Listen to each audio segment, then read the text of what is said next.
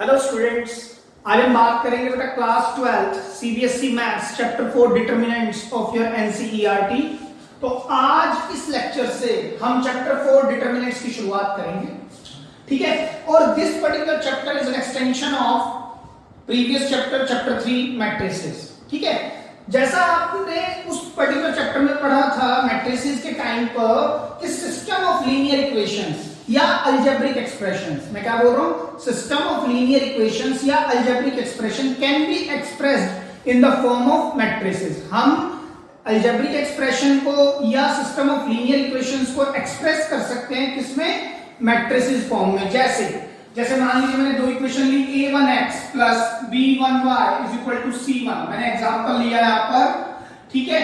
और एक और ली a2x plus b2y is equal to c2, ठीक है। ये मेरे पास दो इक्वेशंस गिवन है, मैं इन दोनों इक्वेशंस की सहायता से, इन दोनों इक्वेशंस की हेल्प से मैं इस पर्टिकुलर इक्वेशंस को मैट्रिसेस फॉर्म में भी लिख सकता हूं। मैंने आपको बताया भी था।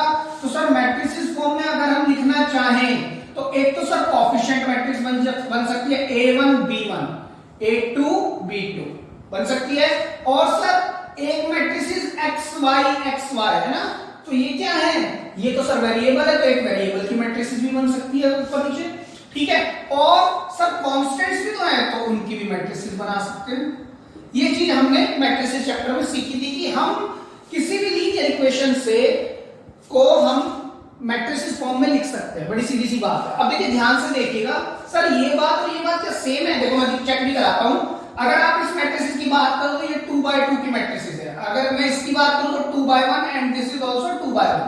तो अगर इन दोनों की मल्टीप्लिकेशन हो जाए तो मल्टीप्लिकेशन पॉसिबल हो रही है? हां जी हो रही है। देखो क्यों? Because number of column of this particular matrices is equal to the number of rows of the second matrix, other matrix. तो hence the multiplication is possible. तो कैसे करेंगे? इस रो को इस कॉलम से करना है, तो क्या आएगा sir, a1x plus b1y, a2x plus b2y। अब ये भी मैट्रिसेस बन जाएगी। कितने ऑर्डर की बनेगी सर? जो रिमेनिंग ऑर्डर बचेंगे is equal to c1 c2। तो सर ये दोनों, ये 2/1 की ही मैट्रिक्स है और ये इक्वालिटी रूल तो यही कहता था कि दोनों मैट्रिक्स इक्वल होनी चाहिए। अगर दोनों मैट्रिक्स इक्वल है तभी इक्वल का साइन लगेगा। और एक बात, देयर कॉरस्पॉन्डिंग एलिमेंट्स भी इक्वल होंगे।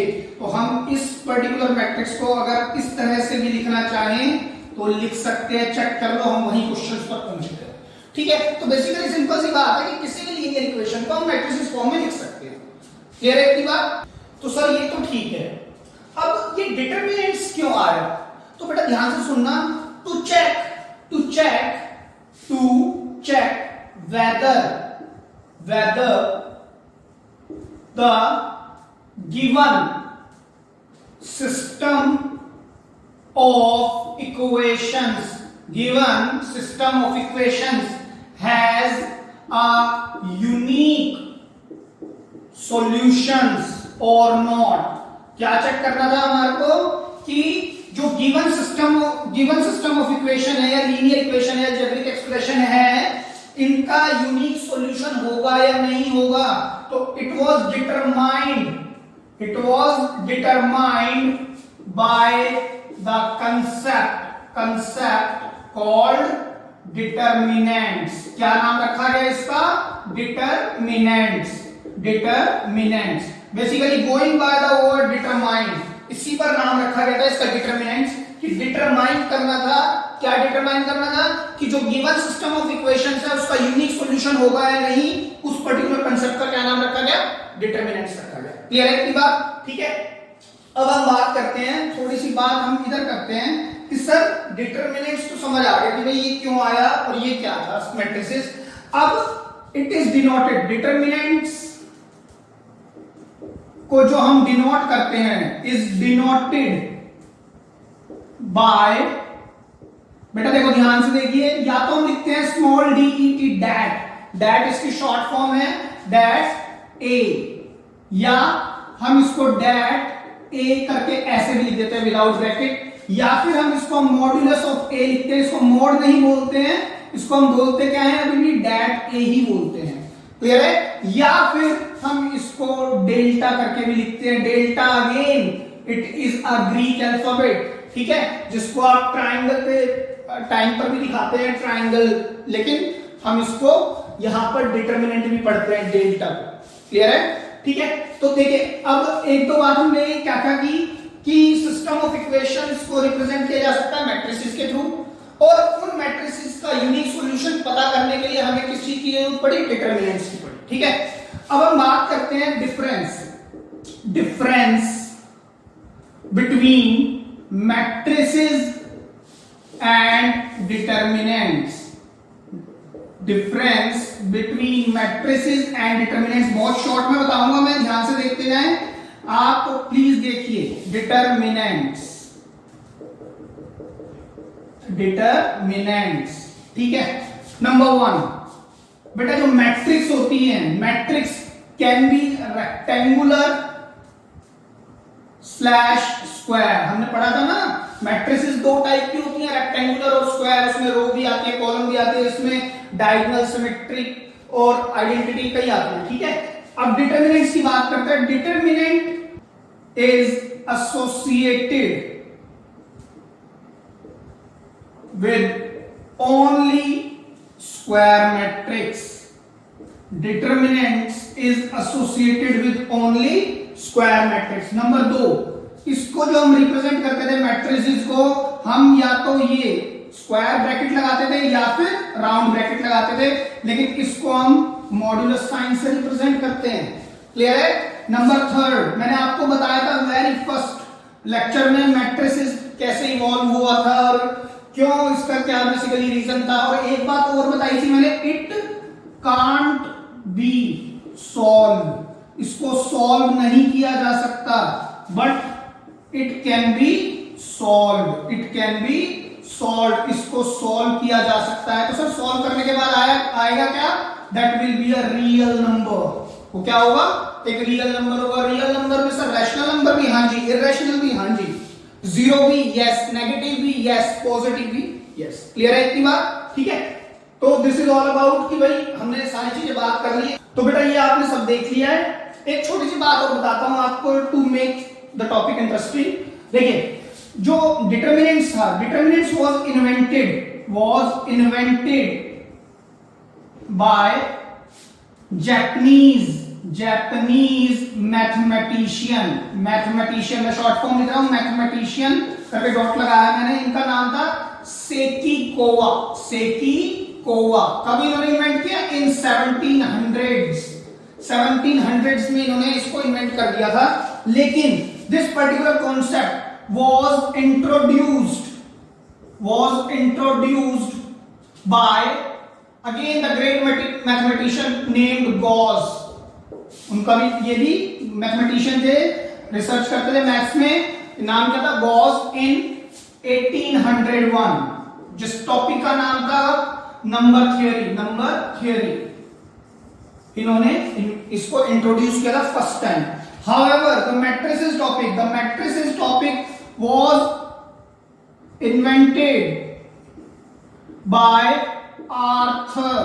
आर्थर केले इन 1850s। ठीक है, तो ये टॉपिक तो आर्थर केले ने इन्वेंट किया 1850s में। इसको इन्वेंट किया सेकी कोवा, जापानीज मैथमेटिशियन थे 1700 में, लेकिन इसको इंट्रोड्यूस करने में 100 साल लग गए, लगभग 1801 में। किन्होंने इंट्रोड्यूस किया? गॉस ने। ठीक है, जो टॉपिक का नाम था नंबर थ्योरी। तो देखिए एक इंपॉर्टेंट बात मैं क्या कहना चाह रहा हूं, सब पहले ये टॉपिक नहीं आया। पहले कौन इवॉल्व हुआ? फर्स्टली स्टार्ट कौन हुआ? डिटरमिनेंट हुआ। पहले कौन बना? डिटरमिनेंट। फिर कौन?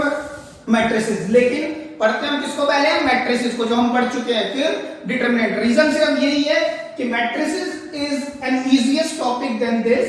तो अगर आप इसको अच्छे से समझ पाते हैं तो कहीं ना कहीं आप इसको भी समझ पाते हैं। लेकिन एक बहुत इंपॉर्टेंट बात है, all the rules of matrices are not work in determinants. सभी रूल काम नहीं करते बेटा, सभी के सभी रूल काम नहीं करते। जैसे ये सॉल्व नहीं हो सकती, ये हो सकती है, ये रेक्टेंगल पर भी काम करती है, ये सिर्फ स्क्वायर पर काम करती है। तो ये बात आपको ध्यान रखना है कि कुछ रूल्स कहीं ना कहीं, determinant is an extension of matrices, but not all the rules of matrices work into the determinants. Clear है? अब आप इसको अच्छे से लिख लीजिए, समझ लीजिए। तो स्टूडेंट्स बात करते हैं डिटरमिनेंट्स के टाइप के बारे में। डिटरमिनेंट्स किस टाइप के होते हैं, जैसे बेटा आपके कोर्स में या तो 1/1 का डिटरमिनेंट आएगा या 2/2 का, और ये तो पक्का आएगा 3/3 का। होता 4/4 का भी है, लेकिन ऐसे तो कितना भी बड़ा हो सकता है, लेकिन ये आपके कोर्स का पार्ट नहीं है। The most important part of your course is 3/3। ठीक है, डिटरमिनेंट आपके कोर्स में मोस्ट इंपोर्टेंट है 3/3 का। ठीक है, तो पहला डिटरमिनेंट 1/1, दूसरा 2/2 और तीसरा 3/3। सर ये यही होंगे 1/1 का 2/2 का? हाँ, because determinant is associated with the square matrix. Determinant किससे एसोसिएटेड है? ये मैंने मैट्रिक्स ली है, डिटरमिनेंट लेने के लिए आपको डेट मतलब मॉड लेना पड़ेगा यहाँ पर। ठीक है, इस तरह से आपको मॉड लेना पड़ेगा डिटरमिनेंट के लिए। तो ये तो हो गई टाइप्स ऑफ डिटरमिनेंट कि इस टाइप का डिटरमिनेंट आपके यहां पर हो सकता है। अब सर इवैल्यूएशन की बात करते हैं। इवैल्यूएट कैसे करेंगे इन डिटरमिनेंट्स को? लेट सपोज मुझे 1/1 का डिटरमिनेंट देखना है। देखिए, मान लीजिए मेरे पास एक मैट्रिक्स है A, मैट्रिक्स में क्या दिया हुआ है 1। ठीक है, और मुझे कहा कि find the determinant of this matrix. तो सबसे पहले डिटरमिनेंट निकालने से पहले मुझे A डैट फिर 1, the result will be again 1। लेकिन अगर मेरे पास ये फर्स्ट ले लिया एग्जांपल में, ये सेकंड ले लेते हैं। अगर मेरे पास एक बी मैट्रिक्स होती, let's suppose it is -2।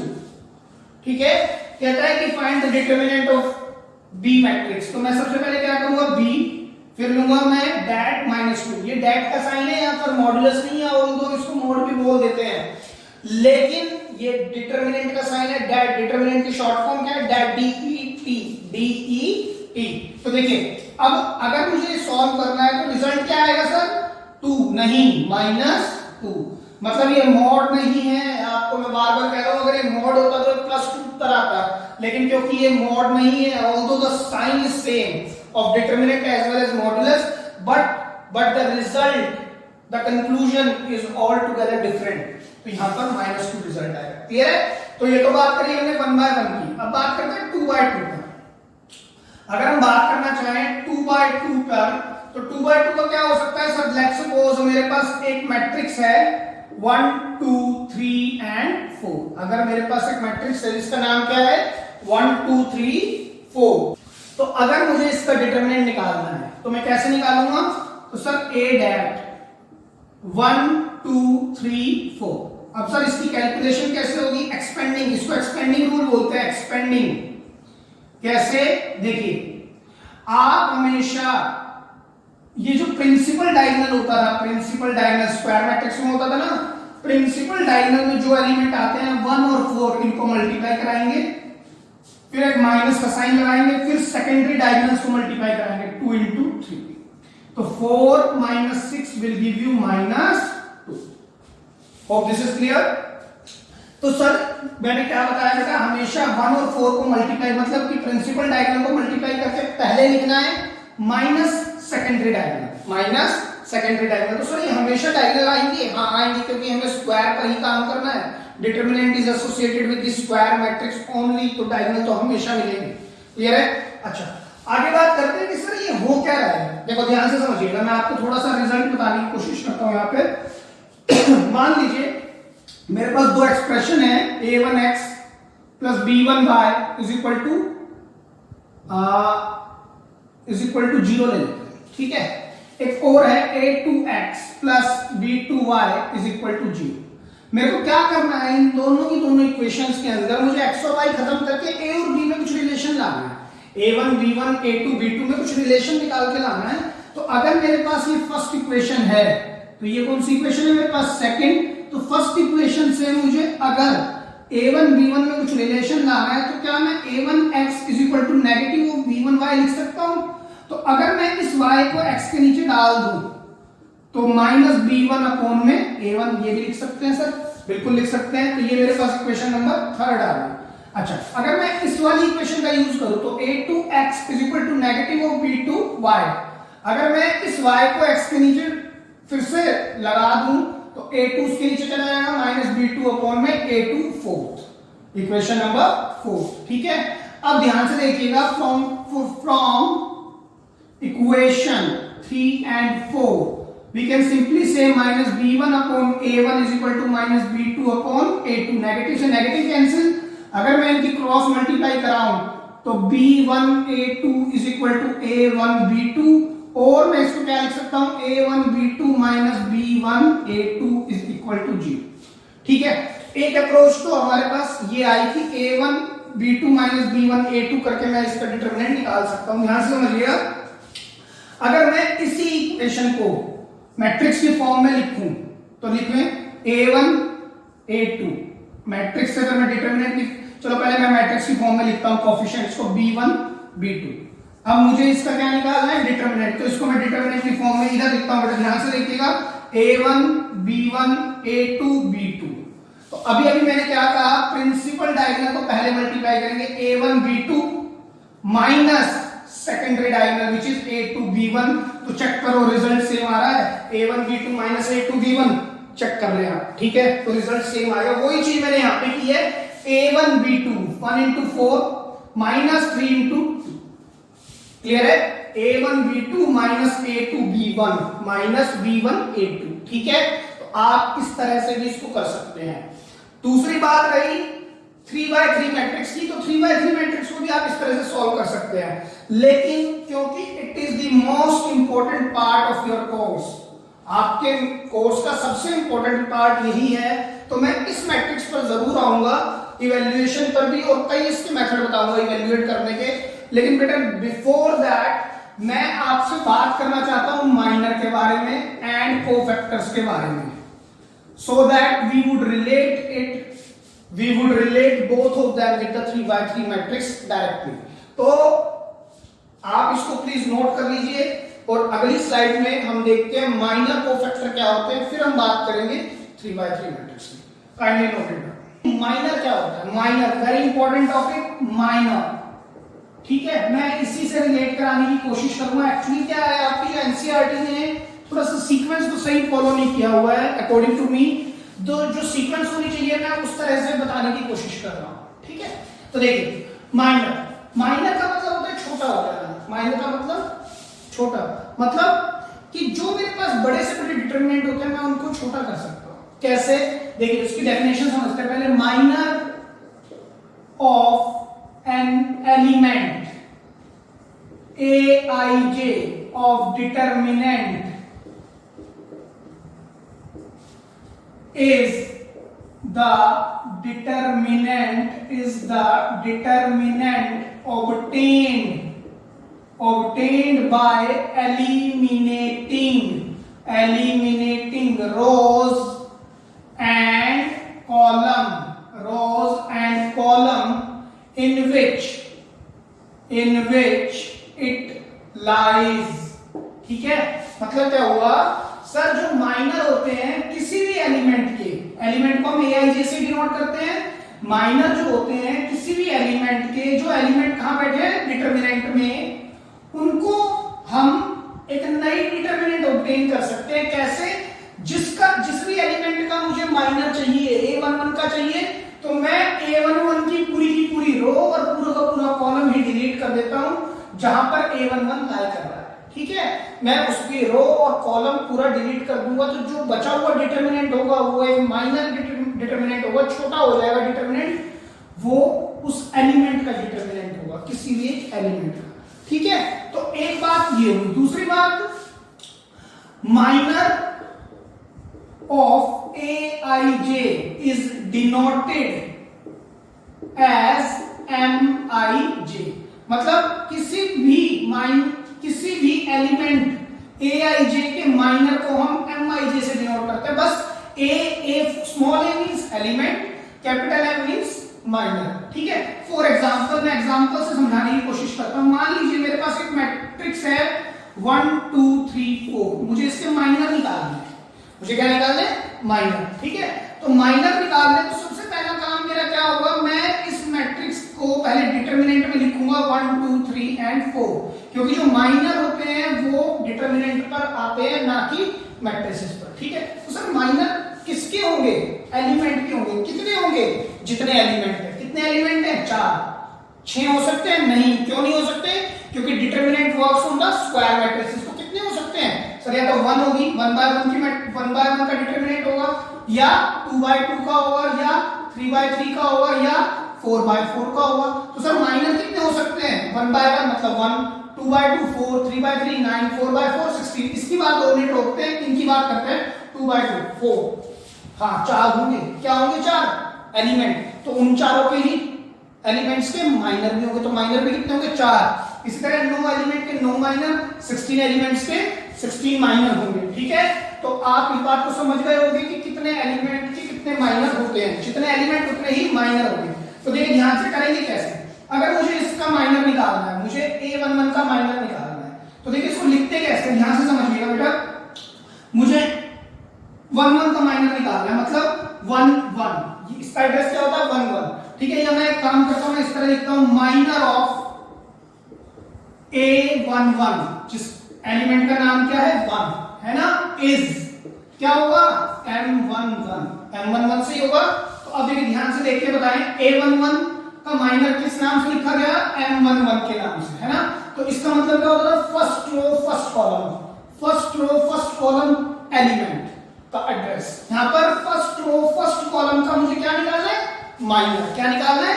Minor. तो माइनर निकलता है कैसे? देखिए यहां से बोलता है जिसका भी माइनर निकालना है, मतलब मुझे इसका निकालना है, कहता है उसकी रो को डिलीट कर दो और उसका कॉलम भी हटा दो, तो जो बच जाए उसका डिटरमिनेंट ले लो।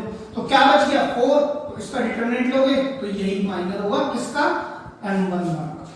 ठीक है, M11 क्या होगा? 4 होगा, मतलब A11 का 1 का जो माइनर होगा वो क्या होगा? 4 होगा। इसी तरह से अब मैं डायरेक्ट करता हूं, देखिए मैं यहां लिख सकता हूं M12, मैंने क्या लिखा? M12। अब देखिए M12 कौन सा एलिमेंट है सर? ये सेकंड 2 है ना, 2 एलिमेंट है। M12 कौन एलिमेंट है? ये वाला। तो अगर इसका मुझे माइनर चाहिए तो मैं क्या करूंगा? इस रो को हटा दूंगा, इसके कॉलम को हटा दूंगा, जो बचेगा उसका क्या दूंगा? डिटरमिनेंट। तो माइनर ये होगा। आगे और मैं किसका निकाल सकता हूं? M21। M21 का माइनर क्या होगा सर? इस रो को हटा दो, इस कॉलम को हटा दो, क्या बचा? केवल 2, तो उसका डिटरमिनेंट 2 होगा। आगे चलो M22। तो सर M22 मतलब second row second column, second row second column का जो एलिमेंट है मुझे उसका क्या निकालना है? माइनर।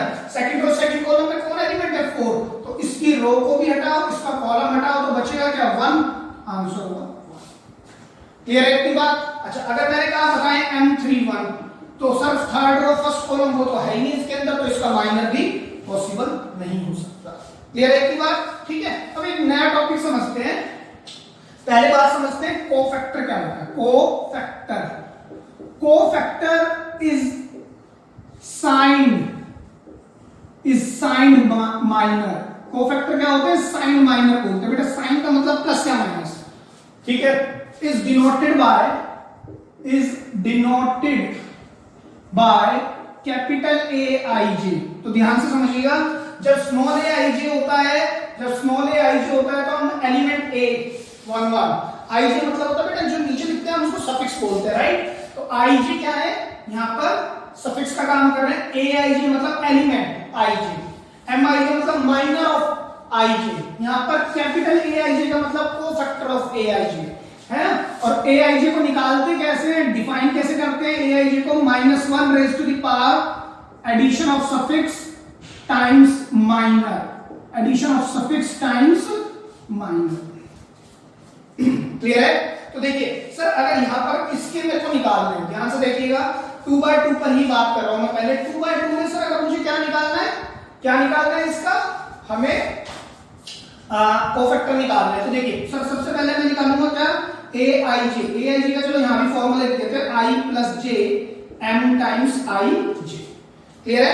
अब देखिए मुझे सर सबसे पहले निकालना IJ है ना, तो सर कोफैक्टर भी हमेशा उतने ही होंगे। हाँ, जितने एलिमेंट्स हैं उतने ही माइनर होंगे और उतने ही उसके कोफैक्टर होंगे। तो देखिए फर्क क्या होगा? A11 तो -1 टाइम्स, ध्यान से देखिएगा, 1 + 1 टाइम्स MIJ क्या लेंगे हम?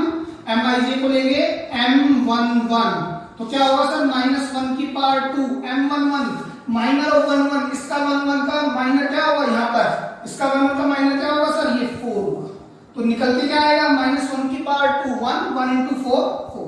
ठीक है, आगे देखिए A12 -1 की पावर सफिक्स का सम 1 + 2 M12, तो -1 की पावर कितनी होगी सर? 3 M12 कौन सा एलिमेंट है? 2, अगर इसको भी इसकी रो हटा दो, इसका कॉलम तो बचेगा क्या 3, उसको हम डिटरमिनेंट लेंगे तो आंसर क्या आएगा -3। आगे चलते हैं a21 -1 की पावर 2 + 1 m21 है ना, -1 की पावर कितनी हो गई 3 m21, m21 कौन सा एलिमेंट है सर 3, m21 कौन सा एलिमेंट है 3, तो इसकी रो हटाओ कॉलम तो बचेगा क्या 2, उसको आपने डिटरमिनेंट में लिखना है तो अगेन आंसर क्या है -2। अब लेना a22 -1 की पावर 2 + 2 m22, तो सर -1 की पावर कितना आ गया even 4 है ना, m22 कौन है 4, तो इसकी रो भी हटानी है कॉलम भी तो बचेगा क्या 1, 1 का डिटरमिनेंट अगेन आंसर क्या है 1 है। ठीक है, तो ये आपके क्या आ गए कोफैक्टर आ गए। ठीक है, अब ध्यान से देखिएगा, जब हमारे पास m11 आया था वो आया था 4 और a11 भी आया 4, m12 क्या आया था 3, a12 आया -3, m21 आया था 2, a21 आया था -2, m22 आया था 1, a22 आया 1। ठीक है, तो फर्क क्या आ रहा है सर, सिर्फ साइन पे फर्क आ रहा है, वही बात मैंने कही है कि cofactor is the sign minor, sign लगता है बस प्लस या माइनस और कुछ नहीं होता इससे ज्यादा। दूसरी मोस्ट इंपोर्टेंट बात ये है, तो सर ये हर बार लगाना इस तरह से पड़ेगा हमारे को, नहीं आपको जरूरत ही नहीं है। देखिए कैसे, अगर मेरे पास यहाँ a11 है, अगर मेरे पास यहाँ a11 है तो आप इसका एक शॉर्टकट भी कर सकते हैं जो काफी टीचर्स बताते हैं बिफोर इट, लेकिन मैंने पूरा ग्राउंड बता दिया। अब मैं शॉर्टकट पे आता हूं, देखो आप 1 और 1 को ऐड करो, 1 और 1 ऐड करने पर क्या आता है 2 विच इज इवन, जब आंसर इवन आएगा तो आपका m11 मतलब माइनर ऑफ 11 ही a11 होगा। ठीक है, a11 is equal to m11 होगा, लेकिन जैसे ही आपने 1 2 निकाला तो आंसर क्या आ रहा है ऑड, आंसर क्या आ रहा है इन दोनों का समेशन क्या आ रहा है ऑड, तो जो आंसर होगा negative of minor, negative of corresponding minor होगा। अगेन अगर मैं करूं a21 कितना आ रहा है समेशन सफिक्स का सर 3 मतलब ऑड, तो नेगेटिव ऑफ कॉरेस्पॉन्डिंग माइनर। अगर मैं बात करूं a22 समेशन इज इवन, तो again the same minor will be the answer of this cofactor. Clear है, तो देखिए ध्यान से देखिएगा a11 m11 a11 m11 1 और 1 2, तो आंसर 4 होगा, 1 और 1 2 तो 4 है, तो कोफैक्टर भी 4 है। देखो a11 is equal to m11 है ना, a12 m12 है ना, a12 और m12 कब इक्वल होंगे जब मैं नेगेटिव लगा दूं m12, अगर -3 ले लूं तो a12 के इक्वल होगा। इसी तरह से a21 is equal to negative time m21, अगर मैं -2 ले लूं नेगेटिव लगा दूं तब ये a21 के इक्वल होगा, a22 m22। बड़ी सीधी सी बात है, जब सफिक्स का सम इवन होगा तो खुद माइनर ही आंसर होगा, कोफैक्टर होगा, लेकिन अगर सफिक्स का सम ऑड होगा तो negative of the minor will be the corresponding cofactor. Clear है, और एक बात समझ सकते हो, आप देख सकते हो बड़ी सीधी बात है सर, a11 का मतलब क्या है फर्स्ट रो फर्स्ट कॉलम, तो ये तो हमेशा पॉजिटिव रहेंगे क्योंकि 1 और 1 तो हमेशा 2 होंगे, ये वाला 1 और 2 3 तो ये तो नेगेटिव होगी, 2 और 1 फिर नेगेटिव हो गया, और ये 2 और 2 पॉजिटिव हो गया, है ना, तो ये तो हो रहा है सर, ये पॉजिटिव आ रहा है, अगला नेगेटिव आ रहा है, ये भी नेगेटिव आ रहा है और ये पॉजिटिव आ रहा है, आप ऐसे भी समझ सकते हैं। एक बात, दूसरी बात, जब आप कोफैक्टर निकाल देंगे तो बेटा cofactor represents the matrix, cofactor क्या रिप्रेजेंट करता है मैट्रिक्स रिप्रेजेंट करता है, तो आपने जब आंसर देना है तो कोफैक्टर को मैट्रिक्स के रूप में देंगे। कैसे देंगे सर, यहां आएगा a11 क्या है 4, a12 क्या है -3, a21 क्या है -2 और a22 क्या है 1। I hope this is clear. ठीक है, एक काम करते हैं, एक और एग्जांपल ले लेते हैं 3/3 का, जिससे कि आपको आसानी हो जाएगी। a ठीक है, एक मान लो मैंने एक मैट्रिक्स ली 1 2 3 2 -1 0 0 -2 -1। ठीक है, मैंने एक मैट्रिक्स ली, कहता है फाइंड द कोफैक्टर, तो सर कोफैक्टर निकालने के लिए माइनर की जरूरत है? कोई जरूरत नहीं है। जब आपको कोफैक्टर निकालना है तो माइनर की कैलकुलेशन आप यहां भी कर सकते हैं, जरूरत नहीं है दोबारा माइनर को निकालता रहूं। ठीक है, तो माइनस बहुत ही कम पूछेगा, अगर पूछेगा तो एक आधे नंबर में पूछेगा, ज्यादातर आप डायरेक्ट कोफैक्टर ही निकालते हैं। तो मैंने एक काम किया, मेरे पास एक मैट्रिक्स गिवन थी जिसको मैंने डिटरमिनेंट में कन्वर्ट किया। रीजन भी मुझे इसकी क्या निकालना है कोफैक्टर, और कोफैक्टर डिटरमिनेंट के निकलते हैं ना कि मैट्रिक्स। पहली बात तो मैंने इसको यहीं पर ही डिटरमिनेंट बना दिया। अब मैं इसका कोफैक्टर निकालता हूं, बेटा कितने का डिटरमिनेंट है सर 3/3, तो कितने माइनर होंगे सर 3/3 मतलब 9 और कोफैक्टर वो भी 9। क्लियर है, तो निकालेंगे कैसे, देखिए मैं अब डायरेक्ट बताता हूं आपको। मैंने कहा पहले a11 ठीक है, यहां आप 3 लाइन खींच लेंगे, A12 फिर यहां पर A13, देखिए ध्यान से, और फिर मैंने कहा A21, फिर मैंने कहा M21, फिर M23, और एक और लिया मैंने A31, A32 और A33, ये तीनों मैंने ले लिए हैं। आप देखिए क्लियर है। अब देखिए सर, आपने कहा था जब इन दोनों का सम इवन होगा तो कोफैक्टर और माइनर इक्वल होगा, ठीक है, तो ये 1 1 है, तो जो M11 आएगा वही आंसर होगा, बिल्कुल ठीक बात है, वरना आप इस फॉर्मूले में बिठा दो इसको, -1 की पावर क्या लोगे, 1 + 1 -1 की पावर 2, सर वो 1 देगी, और यहां पर क्या लोगे M11, तो -1 की power 2 1, 1 into M11 will give you M11, तो आप डायरेक्टली लिख सकते हो। 1 2 है, अगर 1 2 है तो -1 की पावर कितनी लोगे 3, तो नेगेटिव तो आएगा, वही बात मैं कह रहा हूं, जब इन दोनों का सम करोगे ओड आएगा तो negative of corresponding minor.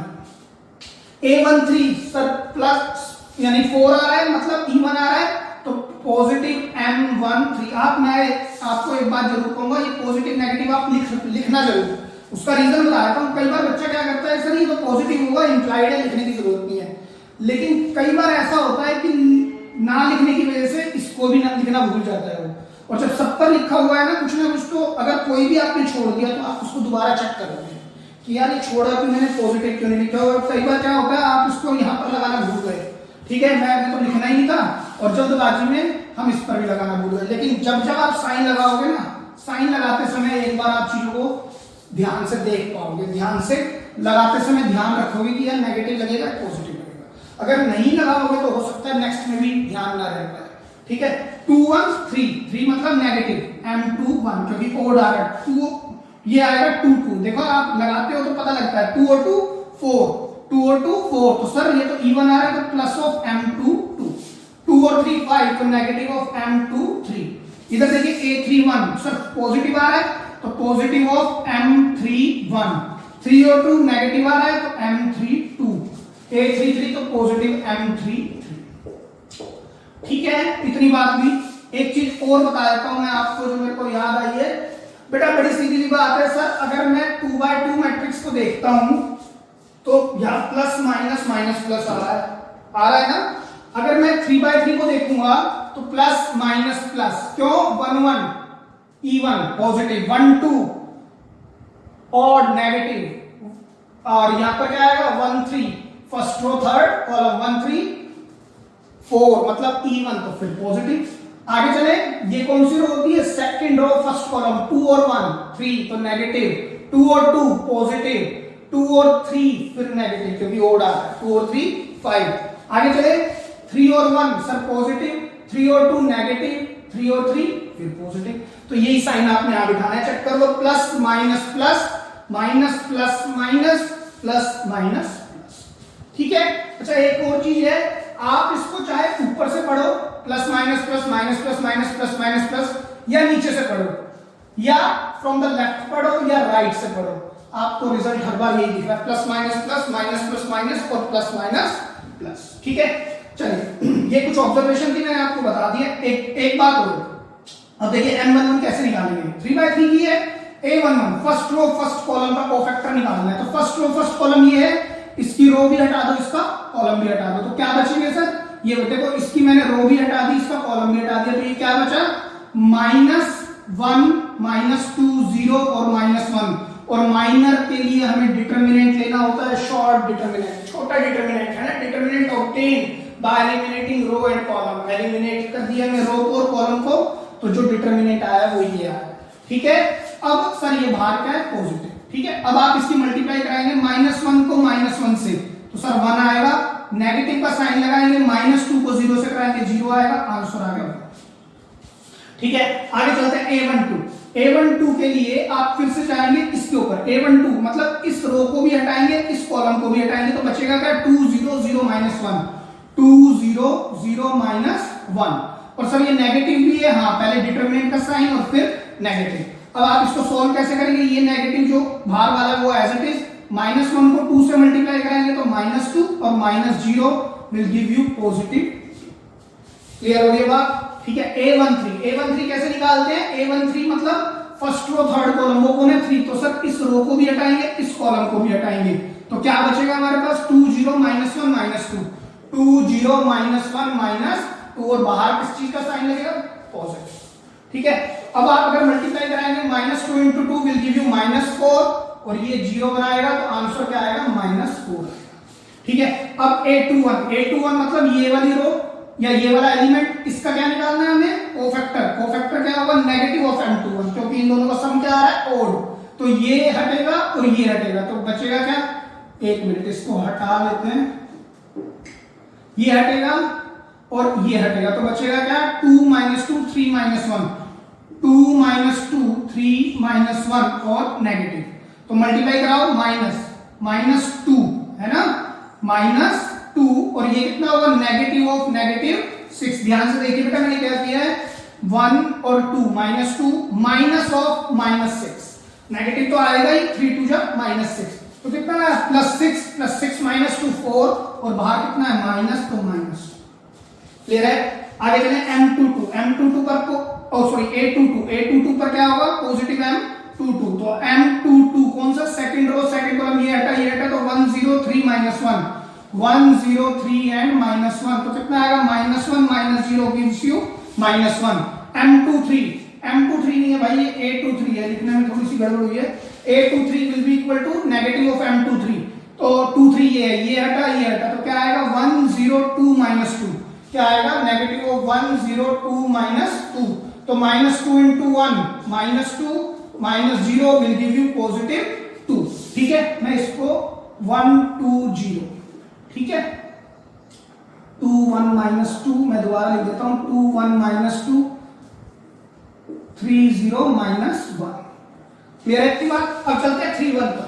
A31 sir कैसे करेंगे 3 1, तो ये वाला एलिमेंट है, इसकी रो हटेगी और कॉलम हटेगा तो बचेगा क्या 2 1 3 0, यहां पर लिखता हूं नीचे 2 1 3 एंड 0 और बाहर साइन पॉजिटिव है तो 0 × 2 0 -3 विल गिव यू -3, 3 2 नेगेटिव बनेगा तो 3 2 तो ये हटा तो 1 2 3 0 माइनस बाहर 1 2 3 एंड 0 तो 0 बन जा 0 -6 बाहर 0 -6 तो ये क्या बनेगा +6, आंसर क्या आएगा 6। ठीक है, A33 ये वाला एलिमेंट तो ये हटा और ये हटा तो क्या 1 2 2 1, डिटरमिनेंट में क्या आएगा 1 2 2 1 1 -4 gives you -3।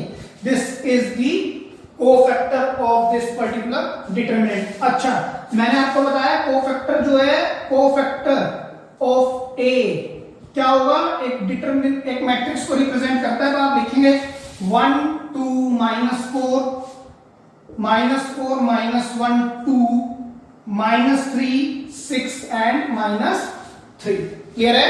अच्छा दूसरी बात आपको ये भी, और मैं एक छोटी सी बात बताता हूँ यहाँ यहीं पर बता देता हूँ बेटा, थोड़ा सा कंजस्टेड हो गया लेकिन थोड़ा ध्यान से समझने की कोशिश करें। मैं एक दो छोटी छोटी बात जो उनको माइंड में आ रही है बता देता हूँ। नंबर 1 ये तो हमने माइनर निकाल दिया और कोफैक्टर निकाल दिया, ठीक है, very important topic as far as your examination point of view, 6 number का सवाल बेस होता है इसका। दूसरी बात कुछ एक्सेप्शन है या कुछ बात कुछ यानी कि आपको रिमार्क वाली बात है। नंबर 1 तो ये है कि अगर मेरे पास डिटरमिनेंट का ऑर्डर n है तो order of minor will be equal to n-1।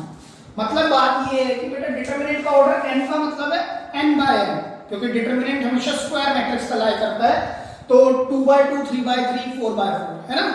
तो अगर डिटरमिनेंट का ऑर्डर 2/2 है, डिटरमिनेंट का ऑर्डर क्या है 2/2 या पहले बात करते हैं 3/3, डिटरमिनेंट का ऑर्डर क्या है 3/3, तो जो माइनर का ऑर्डर होगा ना वो 2/2 होगा। किसी को भी चेक कर लो, माइनर का ऑर्डर कितना है 2/2, अगर डिटरमिनेंट का ऑर्डर क्या है 3/3। लेकिन अगर डिटरमिनेंट का ऑर्डर ही 2/2 है, डिटरमिनेंट का ऑर्डर कितना था 2/2, तो माइनर का डिटरमिनेंट का ऑर्डर क्या होगा, माइनर का ऑर्डर क्या होगा सर 1/1 एक कम होगा हमेशा। अगर डिटरमिनेंट का ऑर्डर 4/4 है तो उनके माइनर का जो ऑर्डर होगा वो क्या होगा 3/3 होगा। क्लियर है एक बात। दूसरी बात ये है कि अगर मैं minor of 1/1 determinant, minor of determinant 1/1 is not or can't be can't be calculated. Sir क्यों? बेटा minor of 1/1 determinant can not be calculated. For example मान लीजिए मैंने एक डिटरमिनेंट लिया a और उसके अंदर केवल एक एलिमेंट लिया 2। मैंने कहा इसका माइनर निकालना है, जिसका भी माइनर निकालना है उसकी रो भी हटानी होती है, कॉलम तो बचेगा ही कुछ नहीं, तो कैलकुलेशन भी नहीं हो सकती है। ठीक है, याद रखना कि 1/1 डिटरमिनेंट का माइनर भी कैलकुलेट नहीं किया जा सकता है। तो this is all about the minor and cofactor concept. आप इसको प्लीज नोट कर लीजिए, अच्छे से समझ लीजिए प्लीज। तो स्टूडेंट्स बात करते हैं अपने एनसीईआरटी एक्सरसाइज 4.4 क्वेश्चन नंबर 1 की। बेटा इसमें पूछा गया है right the minus and cofactors of the elements of the following determinants. मतलब हमें जितने एलिमेंट हैं, जितने भी एलिमेंट इस डिटरमिनेंट का पार्ट हैं, उन सभी के माइनर भी निकालने हैं और उन्हीं सबके कोफैक्टर भी फाइंड आउट करने हैं। मैंने आपको प्रीवियस लेक्चर में बताया है कि जितने एलिमेंट डिटरमिनेंट में होंगे उतने ही उसके माइनर एग्जिस्ट करेंगे, उतने ही उसके कोफैक्टर भी एग्जिस्ट करेंगे। ठीक है, तो बेटा कभी भी पेपर में ना डायरेक्ट इस तरह से क्वेश्चन नहीं आता। हाँ, एक नंबर में पूछ लेता है write down the minor of this element, कह देगा कि भाई 4 का -4 का माइनर बता दे, ये यहां कह देगा b का माइनर बता दे, 1 मार्क्स में। लेकिन कोफैक्टर, बेटा कोफैक्टर बहुत इंपॉर्टेंट है, और कोफैक्टर इंपॉर्टेंट के साथ साथ माइनर अपने आप इंपॉर्टेंट हो जाता है, क्योंकि कोफैक्टर के फॉर्मूले में माइनर का यूज होता है। और कोफैक्टर क्यों इंपॉर्टेंट है? क्योंकि हमें डिटरमिनेंट में भी इनवर्स की तरह मैट्रिक्स की तरह हमें इनवर्स पढ़ना है यहाँ पे। तो cofactor will help us to find out the inverse using determinants. ठीक है, तो ये दोनों कंसेप्ट मोस्ट इंपॉर्टेंट है for 6 mark questions. Every year पूछता है ये क्वेश्चन। ठीक है, तो आप पहले कंसेप्ट समझे होते क्या है। देखिए अब हमारे को बोला माइनर निकालना है, तो सबसे पहले हम माइनर को ही निकालते हैं। माइनर कितने माइनर होंगे सर? 2/2 का डिटरमिनेंट है तो 4 ही माइनर होंगे। मतलब m11 होगा, m12, m21 एंड m22। इसी तरह से हम कोफैक्टर्स भी निकाल सकते हैं। कोफैक्टर्स कितने होंगे सर? वो भी 4 होंगे, a11, a12, a21 and a22। ये चारों क्या होंगे? इसके कोफैक्टर होंगे। सबसे पहले माइनर निकालते हैं। Minor first row first element, मतलब किसका माइनर चाहिए? 2 का। 2 का माइनर कैसे निकालेंगे? फर्स्ट रो फर्स्ट कॉलम का माइनर। सर जिसका भी माइनर निकालना है उसकी रो कैंसिल और कॉलम कैंसिल, तो बचेगा क्या? 3। उसका डिटरमिनेंट आपका माइनर होगा। m12 मतलब -4 वाली रो कैंसिल, कॉलम कैंसिल, तो बचेगा क्या? 0। उसका डिटरमिनेंट अगेन 0, तो आंसर क्या है? 0 है। क्लियर है? m21 का मतलब कौन है? 0 का माइनर निकालना है। 0 एलिमेंट का माइनर, तो सर इसकी रो कैंसिल कॉलम कैंसिल, तो बचा जो है -4। Again it is not mod 4, तो आंसर बाहर 4 नहीं आएगा पॉजिटिव, इट इज डिटरमिनेंट -4। तो डिटरमिनेंट और मॉडुलस की जो प्रॉपर्टीज है फर्क होता है। ठीक है, m22 मतलब सेकंड रो सेकंड कॉलम, कौन है सर? 3 वाली रो हटाओ कॉलम हटाओ, तो कौन बचेगा? 2, और उसका डिटरमिनेंट विल गिव यू -। ठीक है, अब a11 बेटा मैंने आपको अभी बताया ये बात। 1 और 1 का ऐड करेंगे, मतलब इन सफिक्स को ऐड करेंगे। If the summation is even then the answer remain as m11। if the summation is odd then the answer is negative times the corresponding minor। जैसे यहाँ पर 1 कितना आ रहा है? ऐड करने पर e1 आ रहा है, 1 और 1 2 e1 आ रहा है। e1 आएगा तो आंसर m11 होगा, और पॉजिटिव जरूर लगाना है आपने। तो m11 कितना आया आपका? 3, तो यही आंसर होगा। a12 सर ऐड करो, ऐड करने पर कितना आ रहा है? 3, मतलब क्या आ रहा है? ओड। अगर ओड आएगा तो answer negative times the corresponding minor. Corresponding मतलब m12 बस। तो नेगेटिव m12 क्या होगा सर? 0 पर नेगेटिव पॉजिटिव काम नहीं करते। a21 को अगर 21 को ऐड किया तो फिर से 3 दे रहा है, तो विच इज ओड, तो नेगेटिव टाइम्स m21 कितना? Negative of -4 gives you +4। ठीक है, a22 क्या होगा? इन दोनों को ऐड करने पर सफिक्स को 4, मतलब क्या आ रहा है सर? e1 आ रहा है, तो पॉजिटिव m22, तो आंसर होगा 2। मैं आपको बता चुका हूं कि cofactor is also represent a matrix. तो आप आंसर को भी मैट्रिक्स की तरह ले सकते हैं 3 4 0 एंड 2। ठीक है, इज द कोफैक्टर मैट्रिक्स। अब बात करते हैं सेकंड पार्ट की, एबीसीडी। इसमें भी आपको वही करना है, पहले हम माइनर निकाल देते बेटा। माइनर में m11 चाहिए, m12 m21 एंड m22। क्यों सर? 4 माइनर निकलेंगे क्योंकि 4 ही एलिमेंट डिटरमिनेंट में गिवन है। m11 क्या होगा? फर्स्ट रो फर्स्ट कॉलम, मतलब a का माइनर चाहिए, तो इस रो को हटाओ, इस कॉलम को हटाओ, तो कौन बचेगा? d। तो d का determinant gives you only d। ठीक है, m12 मतलब फर्स्ट रो सेकंड कॉलम मतलब c, तो इसी की रो हटाओ कॉलम हटाओ, तो कौन बचेगा बेटा? b का determinant gives you b। m21 second row first column, कौन एलिमेंट है? b, तो इसका माइनर, ये इसकी रो हटी कॉलम, तो कौन बचा? c का determinant gives you c। m22 second row second column में कौन लाया कर रहा है? d, और इसका में माइनर चाहिए, तो इसी की रो हटेगी कॉलम हटेगा, बचेगा क्या? a, तो a इज द आंसर। ठीक है बेटा, देखो कटिंग करने पर ही थोड़ा सा यानी ज्यादा कटने पर ही ऐसा लगता है कि सर समझ नहीं आ रहा, लेकिन आप थोड़ा ध्यान से देखोगे, बुक को सामने रखो, चीजें समझ आएंगी। अब हम इसके कोफैक्टर निकालते हैं। a11 a12 a21 and a22। a11 sir even है तो positive m11, positive m11 is the d। a12 sir odd है तो negative of m12 which is negative of b। a21 sir summation odd है तो negative of m21 which is negative of c। a22 sir even है तो positive times m22 क्या आएगा? a। तो आप इस डिटरमिनेंट को इस मैट्रिक्स को कैसे लिख सकते हैं? d minus c minus b and a, इस तरह से आप लिख सकते हैं।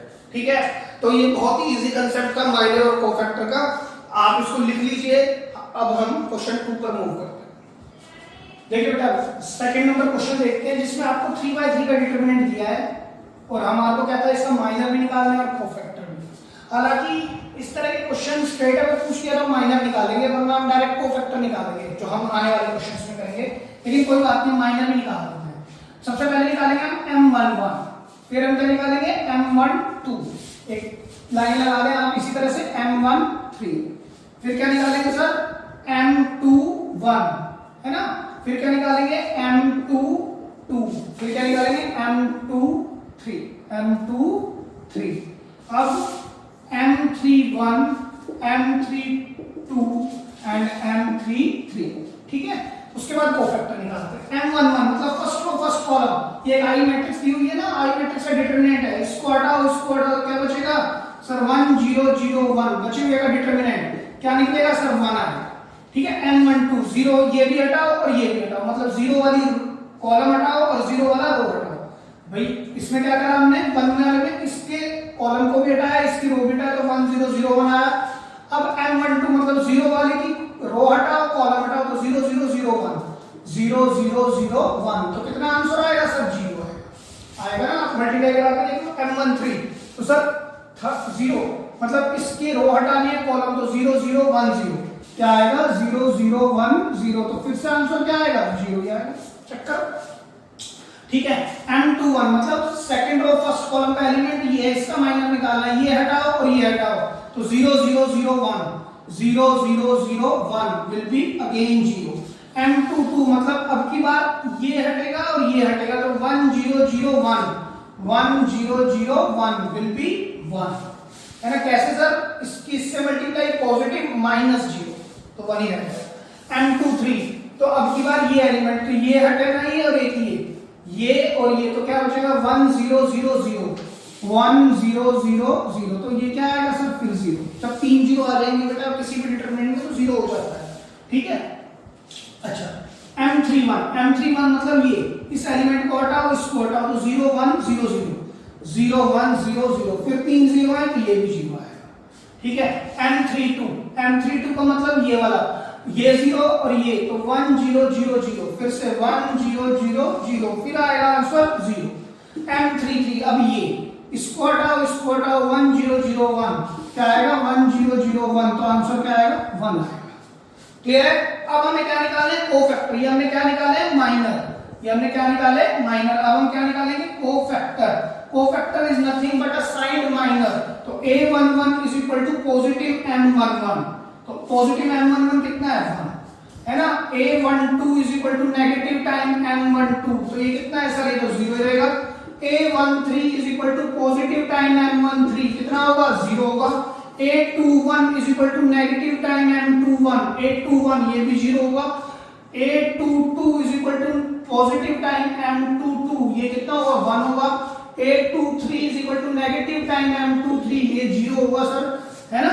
a31 is equal to a31 है ना, हाँ a31 is equal to positive time m31, ये 0 होगा सर, ठीक है, ये यहाँ पर है। अब a32 is equal to negative time m32, ये भी 0। a33 is equal to positive time m33 will be equal to ये भी 1। तो ये क्या है, आपके पास फिर से मैट्रिक्स 1 0 0 0 1 0 0 0 1 आप लिख सकते हैं। और जो इसका सेकंड पार्ट है वो आप सभी लोग उसको होमवर्क में करेंगे और कमेंट सेक्शन में उसको बताएंगे मेरे को क्या आंसर आ रहा है, ठीक है। तो आप प्लीज इसको नोट कर लीजिए। हाँ बेटा, वैसे एक चीज और मैं आपको बता दूं इसी क्वेश्चन में कि आपने एक चीज देख ली, इसमें एक ऑब्जर्वेशन आप बना सकते हो कि सर किसी भी आइडेंटिटी मैट्रिक्स के डिटरमिनेंट का कोफैक्टर सेम निकल के आ जाता है। चेक करो, ये ऑब्जर्वेशन है, हालांकि अभी इतनी काम नहीं आएगी, लेकिन आपको समझ आना चाहिए कि यार अगर हम आइडेंटिटी मैट्रिक्स को आइडेंटिटी से मल्टीप्लाई कराते थे तब भी आई निकलता था, और आइडेंटिटी मैट्रिक्स के डिटरमिनेंट का कोफैक्टर निकालते हैं तो भी सेम डिटरमिनेंट निकल के आ रहा है, ठीक है। अब आप उसको नोट कर लीजिए। तो students, by seeing the length of this video I have decided to wrap up this video now. So in this video what we have learned कि determinant क्या होता है, why it has come into consideration, और क्या difference है matrices determinants में, किस तरह से रिलेट हैं, डिटरमिनेंट को इवैल्यूएट कैसे करते हैं स्पेशली 1 by 1 2 by 2 पर, माइनर क्या होता है, कोफैक्टर क्या होता है, और हमने एक्सरसाइज 4.4 के भी पहले 2 क्वेश्चंस लिए, ठीक है। तो बेटा नेक्स्ट लेक्चर में हम सीखेंगे कि इवैल्यूएशन ऑफ 3 by 3 मैट्रिक्स किस तरह से किया जाता है। तो आप एक काम करें, जब तक सेकंड लेक्चर आएगा रिगार्डिंग द डिटरमिनेंट चैप्टर, आप प्लीज इस वीडियो को अच्छे से देखें, keep on watching at least twice और थ्राइस, बिकॉज मेरा यही मानना है शुरू से लेके अभी तक, जब मैं ऑफलाइन भी पढ़ाता हूँ चाहे ऑनलाइन भी, मैं सिर्फ एक बात जरूर कहता हूँ कि इंट्रोडक्शन के लेक्चर को हमेशा बहुत ही ध्यान से देखना चाहिए, बहुत केयरफुल, क्योंकि आपको मैं ज्यादातर चीजें डिस्कस कर देता हूं इंट्रोडक्शन लेक्चर में, और अगर आपको किसी कंसेप्चुअल वाइज प्रॉब्लम आएगी ना तो वो इसीलिए आएगी क्योंकि आपने इंट्रोडक्शन लेक्चर अच्छे से नहीं लिखा as far as any chapter is concern, ठीक है। तो आपको बस मेरे एक यही सलाह है, मेरी यही एडवाइस या सजेशन समझ लीजिए कि please watch all the introduction lecture in a very careful manner, clear है। Watch at least 2-3 times so that you would mug up things, आपको अच्छे से चीजें याद हो जाए कि क्या क्या इस चैप्टर के अंदर आता है, ठीक है। तो by saying this, thank you so much, keep on watching all these videos and like, subscribe and share it, thank you।